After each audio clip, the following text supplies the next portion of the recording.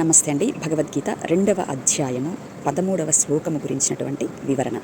దేహధారి నిరంతరముగా ఈ దేహమునందు బాల్యము నుండి యవ్వనము నుండి వృద్ధాప్యమును క్రమముగా పొందునట్లు జీవాత్మ కూడా మరణ సమయమున వేరొక దేహమును పొందును.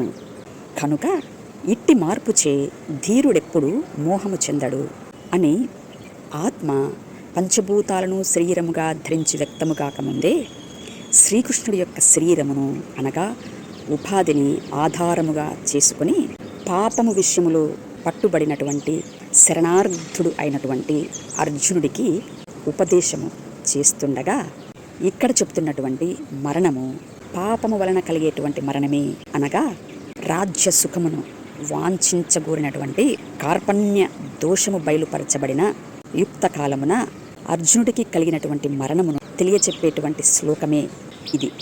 పాపం విషయములో మృత్యువయ్యున్నటువంటి ఇట్టి శరణార్థులు దైవీ విషయములో జీవించుటకు దేవుని మహిమ రాజ్యమును ధరించుకునేటువంటి విషయంలో మరెన్నడూ మోహము చెందడు అని ఈ శ్లోకం యొక్క పరమార్థమై ఉండగా, సత్యాన్ని అన్వేషించేటువంటి వారు ఈ మా మాటలను నిదానముగా ఆలోచన చేయగలరు. Thank you. నమస్తే.